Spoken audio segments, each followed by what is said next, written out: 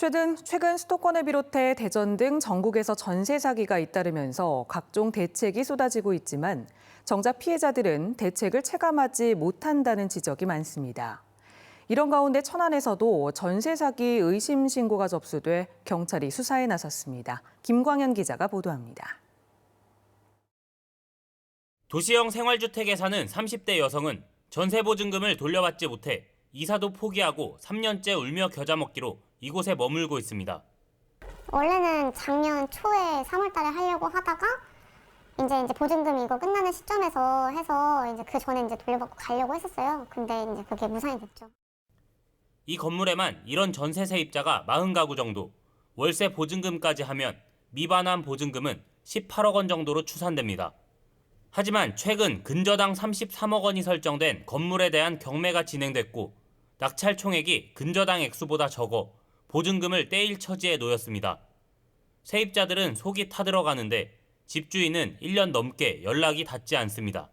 반환 소송을 해도 현재 지금 할 사람이 줄을 섰으니까 받을 수 있는 재산이 전혀 없다는 거죠. 저희는 그래서 그 돈이 도대체 어디 갔는지 그것도 모르겠고.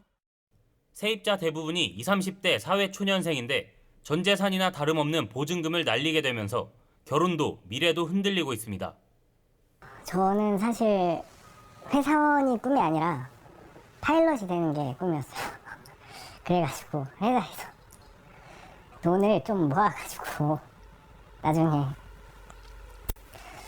파일럿 훈련 자금 2, 30만 원 아끼려고 여기 전세에 들어왔었는데 이렇게 되니까 진짜 너무 슬프네요. 천안시와 경찰은 이 건물과 건물주가 같은 또 다른 건물을 포함해 모두 3곳을 전세 사기 의심 사례로 분류하고 수사를 진행하는 한편 지원 방안을 마련하고 있습니다. 당장 나와야 될 전세 사기 피해자를 보호하기 위해서 LH하고 협약을 맺어서 병천면 소재의 한 30호 정도를 긴급 주거 지원을 마련을 준비하고 있습니다. 하지만 각종 대책도 피해자들에게는 와닿지 않습니다.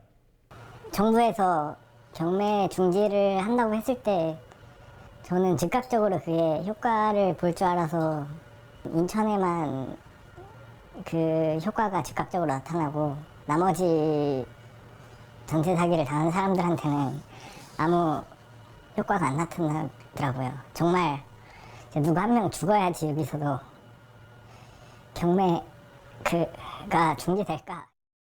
문제는 부동산 경기 악화로 비슷한 사례가 늘 수 있다는 점입니다. 천안에서 전세가율이 80%가 넘는 단지는 지난 1월 28곳에서 지난달 39곳으로 늘었고 전세가율 100% 이상인 곳도 24곳에 달합니다.